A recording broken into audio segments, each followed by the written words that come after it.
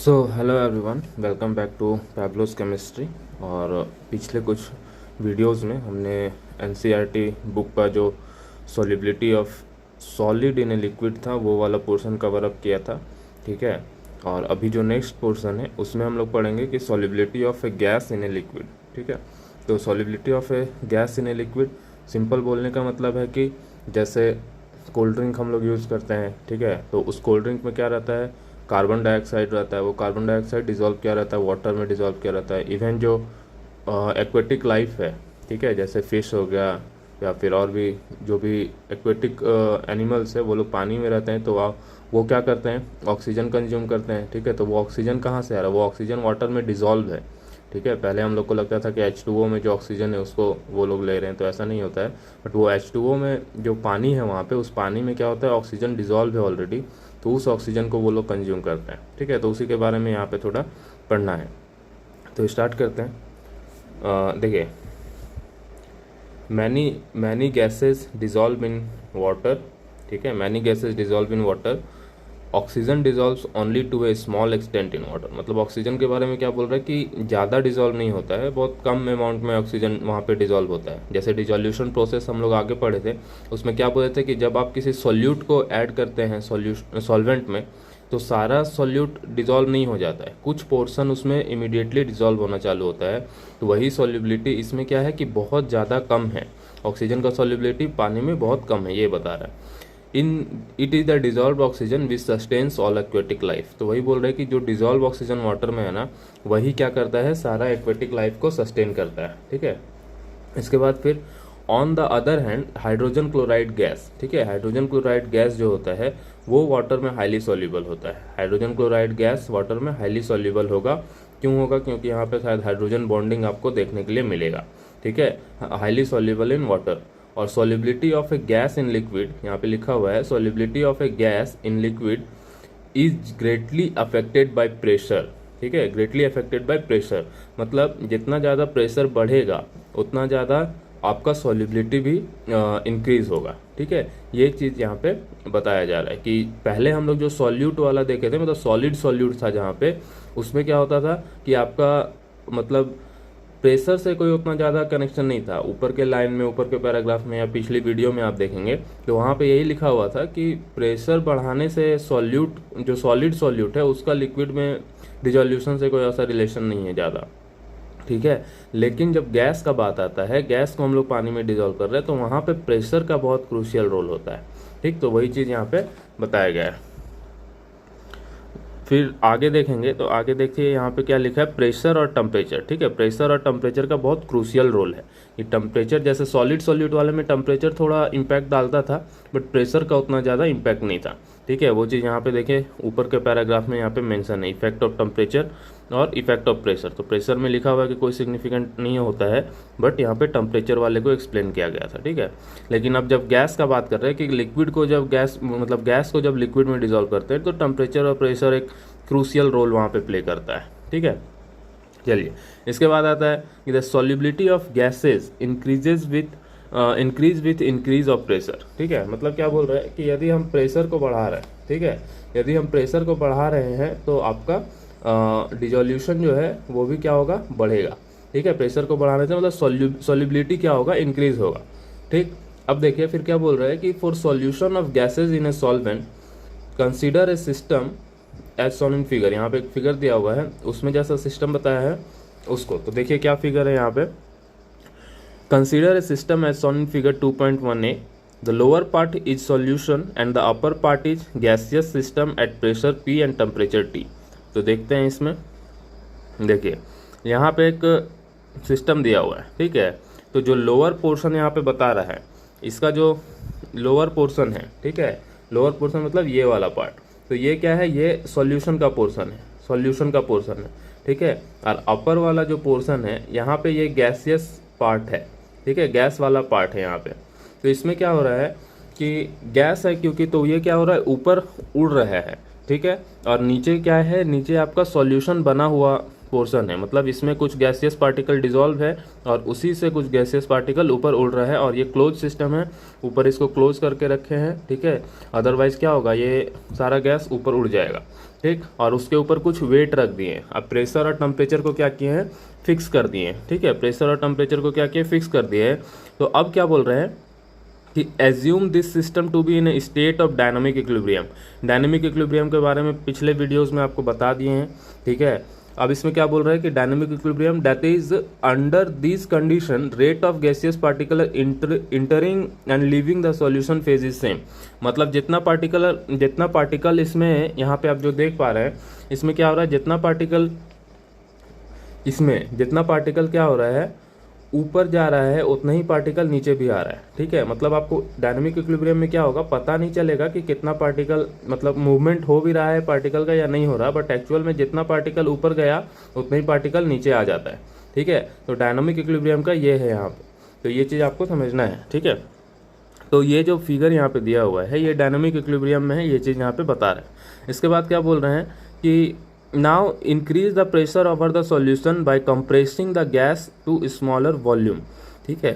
अब क्या बोल रहे हैं कि यहाँ पे हम लोग प्रेशर बढ़ा रहे हैं। प्रेशर कैसे बढ़ा रहे हैं, तो ऊपर में इसका वेट ज़्यादा बढ़ाते जा रहे हैं, ठीक है। इसका वेट को हम लोग क्या कर दे रहे हैं, ऊपर में बढ़ा रहे हैं।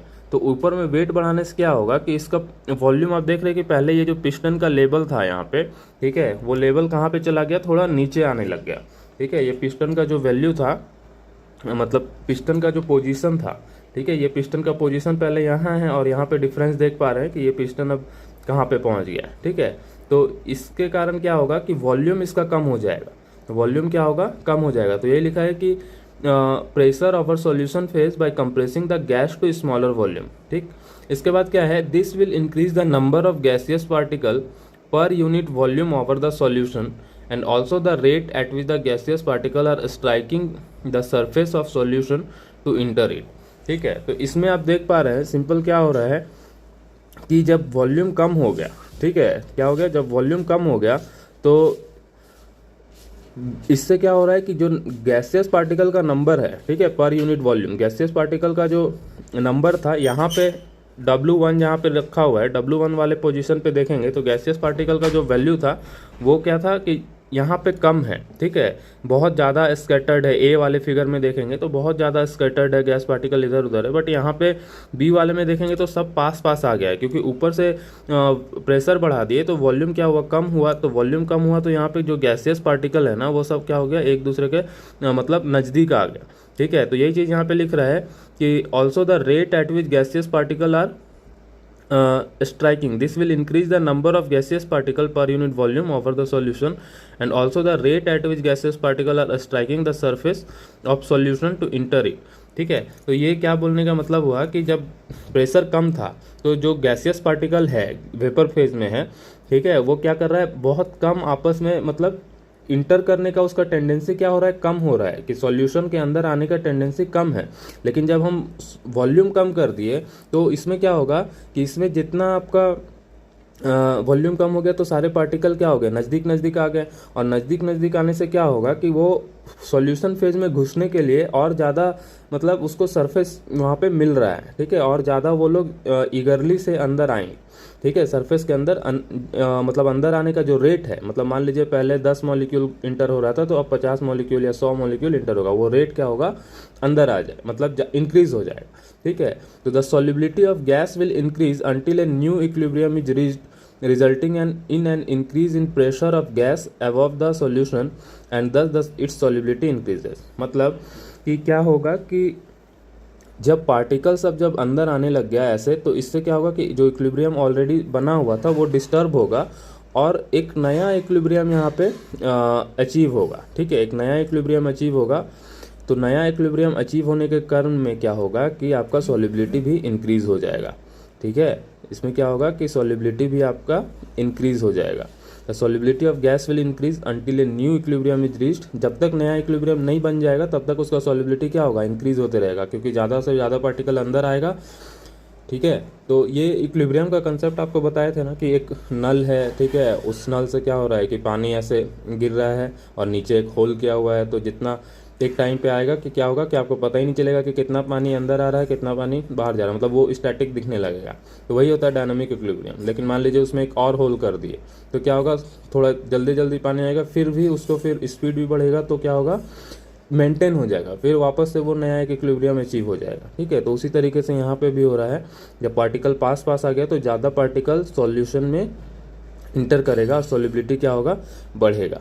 ठीक है, तो ये बात को कौन सबसे पहले नोटिस किया, इस बात को सबसे पहले नोटिस कौन किया, हेनरी नाम का एक आदमी था। ठीक है, हेनरी क्या बोला, देखिए हेनरी क्या बोल रहा है कि Henry was the first to give a quantitative relation between pressure and solubility of a gas in solvent which is known as Henry law. मतलब कि ये क्या बोला, हेनरी क्या किया कि हेनरी पहला मतलब ऐसा आदमी था जो क्वांटिटेटिव रिलेशन दिया। क्वांटिटेटिव रिलेशन मतलब कि कितना क्वांटिटी मतलब प्रेशर बढ़ाने से सॉल्युबिलिटी बढ़ेगा या घटेगा, मतलब वो क्वांटिटी बता दिया कि कितना अमाउंट में सॉल्युबिलिटी बढ़ रहा है, कि कितना प्रेशर बढ़ाएंगे तो कितना क्वांटिटी मतलब सॉल्युबिलिटी इंक्रीज होगा, कितना प्रेशर घटाएंगे तो सॉल्युबिलिटी डिक्रीज होगा। इसका एक क्वांटिटेटिव रिलेशन दिया और उस रिलेशन को हम लोग हेनरीज लॉ के नाम से जान रहे हैं। ठीक है, द लॉ स्टेट, अब ये हेनरी लॉ क्या बोलता है, ये एग्जाम में क्वेश्चन पूछता है क्लास 12 वाले में, स्टेट हेनरी लॉ इस तरीके से। तो इसमें क्या बोल रहा है कि the solubility of a gas, ठीक है, हेनरी लॉ क्या बोल रहा है कि the solubility of a gas in a liquid, ठीक है, यदि हम किसी गैस को किसी लिक्विड में डिजोल्व करना चाहते हैं तो वो डायरेक्टली प्रोपोर्शनल होगा, किस पे प्रोपोर्शनल होगा कि solubility of gas in a liquid is directly proportional to the partial pressure of the gas. ठीक है, partial pressure of the gas present above the surface of liquid और सॉल्यूशन। तो वो किस पे डिपेंड करेगा, वो डिपेंड करेगा पार्शियल प्रेशर ऑफ गैस की, जो ऊपर में मतलब जैसे मान लीजिए हम लोग चीनी को पानी में डाल रहे थे तो एक पॉइंट पे पानी के ऊपर मतलब चम्मच लेके मान लो आप पकड़े हुए, तो वो चीनी वो सॉलिड पार्टिकल था तो वो उड़ तो नहीं रहा था, तो वो क्या था कि आप पानी के लेवल के ऊपर क्या है आपका चीनी रखा हुआ है। ठीक है, सिमिलरली गैस में क्या होता है कि गैस मॉलिक्यूल क्या करेगा, पानी के सरफेस को टच करेगा। ठीक है, गैस मॉलिक्यूल करेगा क्या करेगा, पानी के सरफेस को टच करेगा। जैसे मोदी का एक भाषण आया था कि जो मतलब एक ग्लास पानी रहता है वो आधा आधा फिल रहता है ना, तो उसको क्या बोलता है कि जो आशावादी लोग हैं वो बोलेंगे ये ग्लास आधा पानी से भरा हुआ है, जो निराशावादी लोग हैं वो बोलेंगे कि ये आधा खाली है। लेकिन मैं नरेंद्र मोदी हूँ, मैं बोलता हूँ कि ये ग्लास पूरा भरा हुआ है, आधा पानी से और आधा हवा से। बात समझ रहे हो, तो आधा मतलब जो पानी उसमें है तो पानी के ऊपर भी क्या है, जस्ट ऊपर हवा है, क्योंकि यहाँ पे एटमॉस्फेयर में हम लोग का क्या है कि जो भी ब्लैंक स्पेस है वहाँ पे हवा भरा हुआ रहता है। तो इसी तरीके का जो पानी का ग्लास है या जो आपका टब है उसके ऊपर जस्ट क्या हो रहा है कि कुछ एयर मॉलिक्यूल्स प्रेजेंट है वहाँ पे। ठीक है, लेकिन यदि आपको कोई पार्टिकुलर गैस डिसॉल्व करना है उसमें तो आप उस गैस को वहाँ पे लाएंगे तो गैस मॉलिक्यूल प्रेजेंट रहेगा।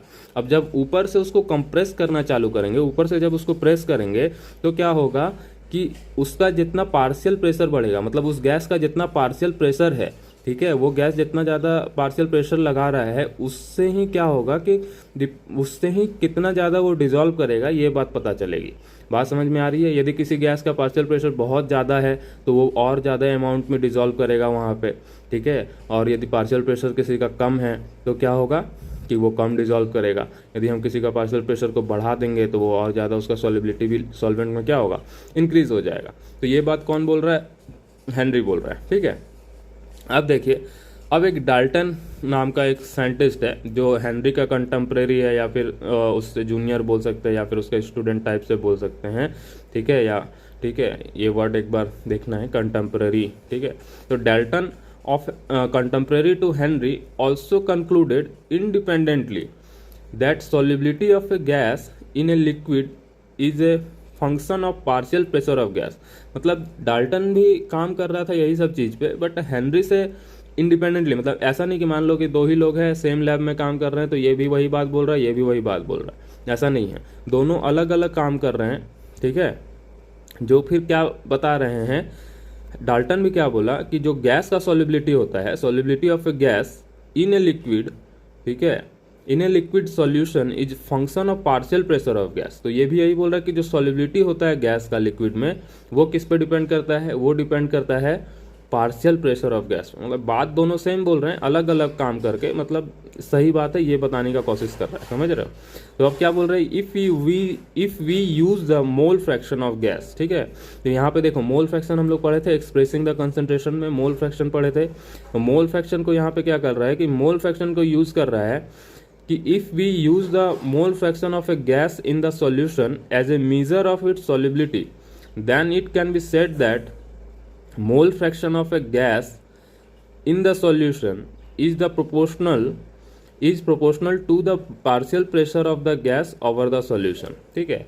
मतलब क्या बोला कि जैसे हम लोग सॉल्युबिलिटी वर्ड बोल रहे हैं, तो सॉल्युबिलिटी वर्ड होता क्या है एक्चुअल में सॉल्युबिलिटी क्या होता है वो हम पिछले पैराग्राफ्स में आपको बताए हैं कि maximum amount of A solute which can be dissolve in a given solvent eight given temperature and pressure, ठीक है। तो उसको हम लोग क्या बोलते हैं, सॉल्युबिलिटी बोलते हैं। तो अब जो सॉल्युबिलिटी है तो वही सॉल्युबिलिटी का बात कर रहा है कि उस सॉल्युबिलिटी को हम किसी एक्सप्रेशन टर्म्स से दिखा दें, ठीक है, किसी एक्सप्रेशन टर्म्स से दिखा दें कि जैसे वहाँ पे हम लोग कंसंट्रेशन बताते थे, मोलैरिटी, नॉर्मलिटी, ये सब से। तो यहाँ पे बोल रहा है कि आप सॉल्युबिलिटी को किससे बता दीजिए, मोल फ्रैक्शन से बता दीजिए, ठीक है। मोल फ्रैक्शन से यदि हम सॉल्युबिलिटी को बता दे रहे हैं तो फिर हम क्या बोलेंगे कि then it can be said, यदि हम सॉल्युबिलिटी को किससे बता रहे हैं, मोल फ्रैक्शन से बता दे रहे हैं, ठीक। तो डायरेक्टली उसका स्टेटमेंट क्या चेंज हो जाएगा हेनरी लॉ का कि मोल फ्रैक्शन ऑफ ए गैस, ठीक है, mole fraction of a gas. Actual में मोल फ्रैक्शन क्या है, सॉल्युबिलिटी को इंडिकेट कर रहा है। Mole fraction of a gas in the solution is proportional to the partial pressure of the gas over the solution, ठीक है, कि सॉल्यूशन के ऊपर जो उस गैस का जितना पार्शियल प्रेशर रहेगा तो उतना ही ज़्यादा मोल फ्रैक्शन उसका सॉल्यूशन में भी बढ़ेगा, ये बात बोल रहे हैं, ठीक। The most commonly used form of Henry law, तो अब बता रहे कि जो सबसे कॉमन फॉर्म है हेनरी लॉ का वो क्या बोल रहा है इस तरीके से कि the partial pressure of the gas in vapour phase, ठीक है। वेपर फेज मतलब जो वेपर ऊपर वाला फेज है, जैसे यहाँ पे आप देख सकते हैं फिगर 2.1 का ए में ब्लू कलर से जो दिखाया है वो वेपर फेज है और जो ग्रे कलर से दिखाया है वो सॉल्यूशन फेज है, ठीक है, या लिक्विड फेज है।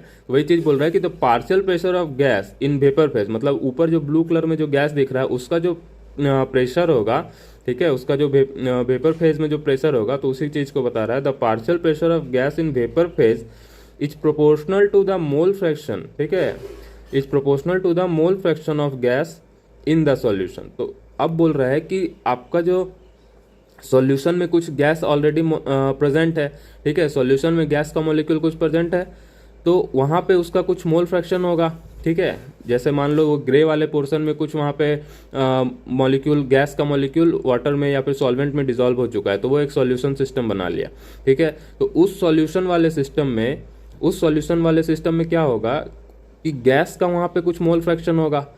तो अब बोल रहा है कि जो पार्शियल प्रेशर ऊपर से लग रहा है, ठीक है, पार्शियल प्रेशर जो ऊपर से लग रहा है गैसियस मॉलिक्यूल का, वो प्रोपोर्शनल होगा किसके, मोल फ्रैक्शन ऑफ गैस से इन द सॉल्यूशन, मतलब सॉल्यूशन में जो गैस का मॉलिक्यूल जो मोल फ्रैक्शन बनाया है उस मोल फ्रैक्शन से उसका पार्शियल प्रेशर डिपेंड करेगा।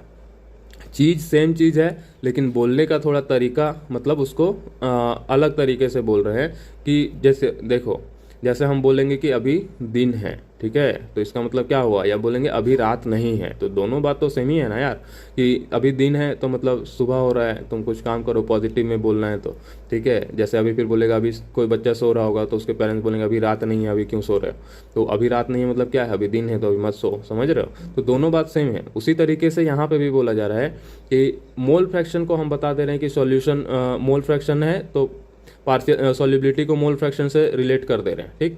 लेकिन अब हो क्या रहा है कि मोल फ्रैक्शन को, ठीक है, मोल फ्रैक्शन को बोल दे रहे हैं क्या कि डिसॉल्व करना है हमको, मतलब मोल फ्रैक्शन को बोल रहे हैं कि यदि जितना ज़्यादा मोल फ्रैक्शन होगा सॉल्यूशन में उतना ज़्यादा पार्शियल प्रेशर होगा।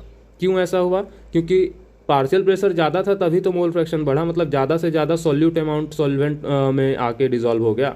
बात समझ रहे हैं, पार्शियल प्रेशर ज़्यादा था तभी यहाँ पे ज़्यादा मोल फ्रैक्शन होगा। यही चीज़ को सिंपल ये लोग क्लियर कर दिए कि partial pressure of gas in vapour phase is proportional to the mole fraction of gas in the solution, ठीक है, ये समझ में आ गया। अब इसको एक एक्सप्रेशन से, मतलब एक इक्वेशन से यहाँ पे डिनोट कर रहे हैं। जैसे पार्शियल प्रेशर के लिए स्मॉल पी, ठीक है, स्मॉल पी का यूज़ किए और मोल फ्रैक्शन के लिए अपना एक्स का यूज़ कर रहे हैं, ठीक है। तो यहाँ पे ये लोग क्या बताए, सिंपल ये लोग क्या बोले कि partial pressure is directly proportional to mole fraction. अब डायरेक्टली प्रोपोर्शनल का साइन को रिमूव करना रहता है तो एक कांस्टेंट लगाते हैं, तो कांस्टेंट में यहाँ पे के एच लगा दिए, इसको क्या बोलने लगे, हेनरी लॉ कांस्टेंट बोलने लगे। ठीक है, इसको क्या बोलने लग गए, हेनरी लॉ कांस्टेंट बोल दिए। ऐसा कुछ हो रहा है, देखो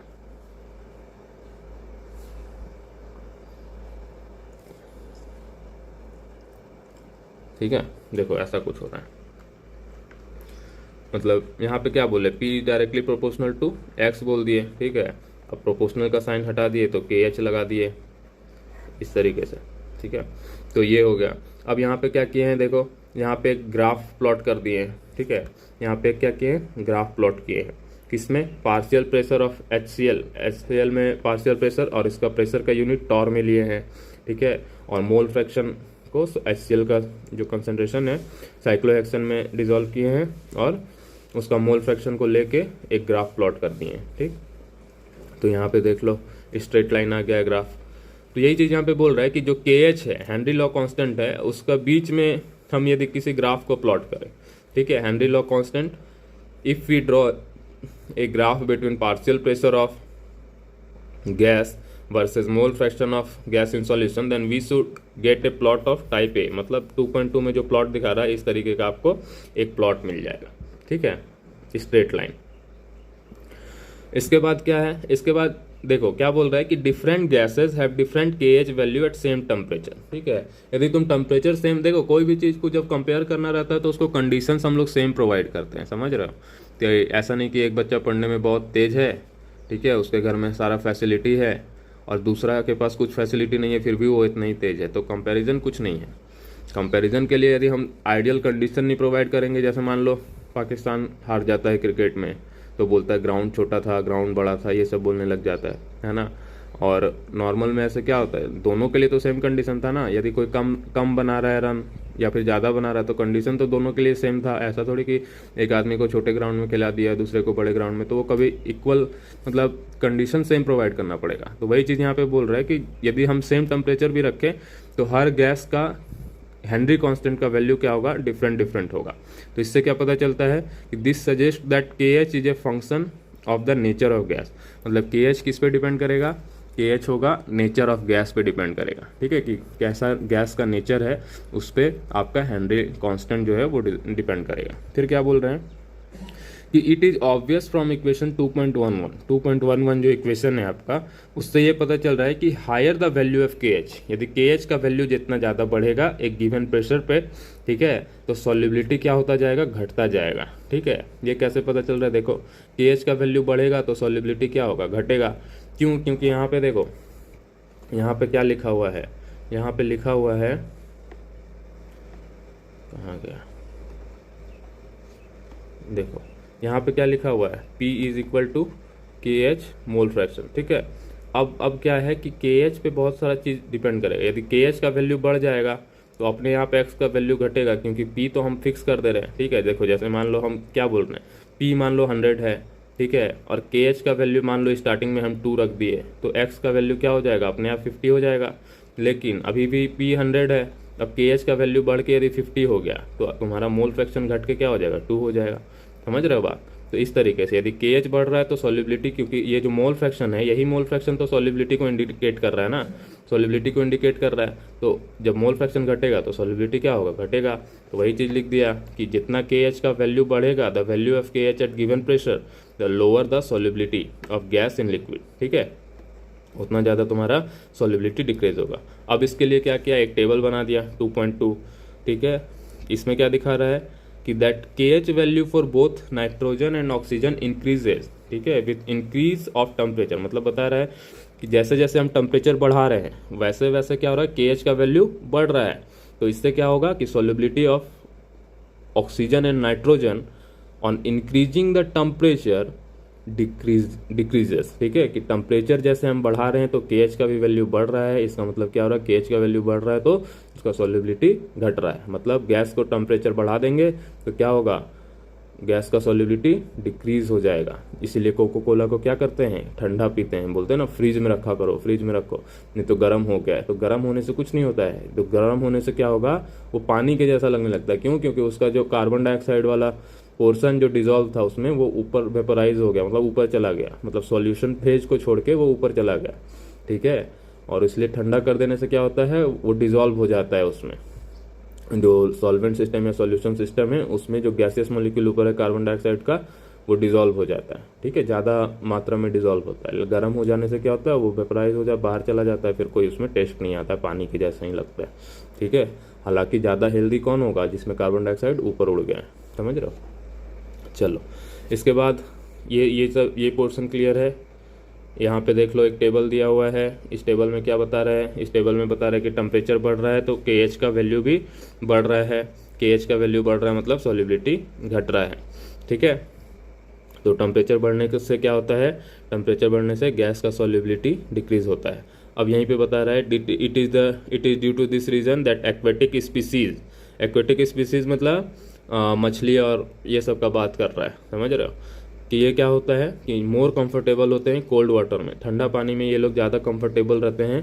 क्यों, क्योंकि वहाँ पे ज़्यादा अमाउंट ऑफ ऑक्सीजन डिजॉल्व हो पाएगा, ठीक है। लेकिन गर्म पानी में कम ऑक्सीजन का अमाउंट घटने लगेगा, तो जैसे पॉल्यूशन दिल्ली में हम लोग का जैसा हाल हो जाएगा पॉल्यूशन वाले जगह पे, वैसा ये लोग का हाल हो जाता है गर्म पानी में। हम लोग यदि पहाड़ वहाड़ में कहीं जाते हैं तो अच्छा हवा मिलता है, ऑक्सीजन मिलता है, तो हम लोग मतलब अच्छा फील करते हैं। लेकिन यदि कहीं पॉल्यूटेड जगह में है, ठीक है, तो पॉल्यूटेड जगह में रहेंगे तो क्या होगा, हम लोग को थोड़ा अच्छा नहीं लगेगा, सर्वाइव तो कर ही जाएंगे बट हेल्दी नहीं रहेगा। इसी तरीके से गर्म पानी में मछलियों को थोड़ा दिक्कत होगा, ठीक है। इसी कंसेप्ट पे एक यहाँ पे क्वेश्चन दिया हुआ है एग्जाम्पल 2.4, इसको एक बार आप लोग सॉल्व करने का ट्राई करेंगे फिर, ठीक है।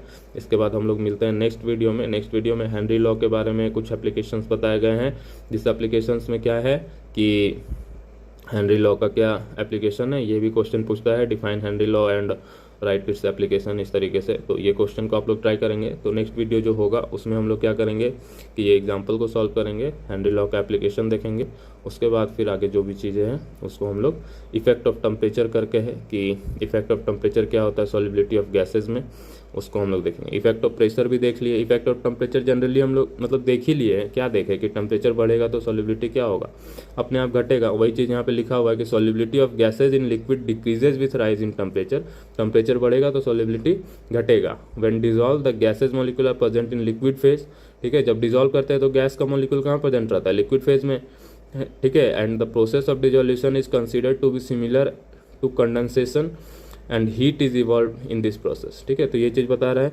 कि कंडेंसेशन का प्रोसेस है उसको इक्विवेलेंट मान ले रहे किसके जैसा, डिजोल्यूशन का प्रोसेस। मतलब जब सॉलिड को डिजोल्व करते थे तो डिजोल्यूशन बोलते थे, अगर गैस के लिए क्या बोल दे रहे, कंडेंसेशन को बोल दे रहे, ठीक है। और इसमें क्या होता है, हीट बाहर निकलता है। जब डिजोल्यूशन हो रहा है तो क्या होगा, हीट आपका बाहर निकलेगा। हीट बाहर निकलना मतलब एक्सोथर्मिक प्रोसेस होता है, ठीक है। एक्सोथर्मिक मतलब ऐसा प्रोसेस हो रहा है जिसमें हीट बाहर निकल रहा है। अब ऐसा प्रोसेस है जिसमें हीट बाहर निकल रहा है, उसमें तुम और हीट दोगे तो क्या होगा, लीचेटेरियल प्रिंसिपल से, ठीक है, वो बताता है कि यदि एक्सोथर्मिक प्रोसेस है उसमें तुम और हीट दोगे तो सॉल्युबिलिटी क्या होगा, the solubility should decrease with increase in temperature, समझ रहे हो। तो उसका इक्विलिब्रियम शिफ्ट करेगा अपोजिट डायरेक्शन में, तो तुम्हारा डिसोल्यूशन क्या होगा, घटते जाएगा, समझ रहे हो।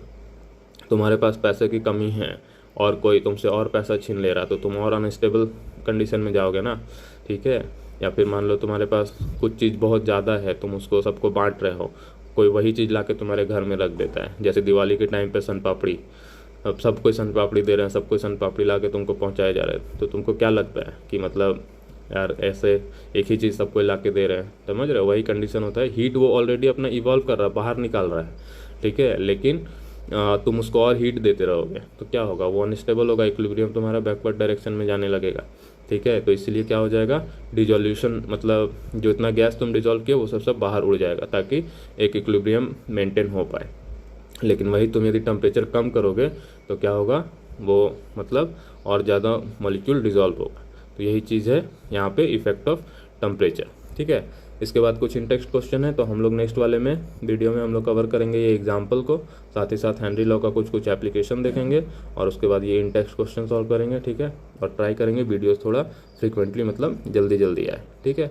चलो, यदि वीडियो आप लोग को अच्छा लग रहा है तो मतलब चैनल को सब्सक्राइब करें और वीडियोस को ऐसे दोस्तों को शेयर करें। ये टॉपर्स के लिए वीडियोस तो नहीं है, बट जिनको एनसीईआरटी का जेस्ट समझना है कि एक्चुअल में है क्या, तो वो लोग इस वीडियो को फॉलो कर सकते हैं। जो जिन्होंने अभी तक अपना पढ़ाई चालू नहीं किया है क्लास 12 के लिए, या जिनको कंसेप्ट समझना है, वो उनको आप ज़रूर एक बार सजेस्ट कर सकते हैं कि यहाँ से हम मतलब चीज़ों को सीख सकते हैं। ठीक है, चलिए, हैव अ नाइस डे।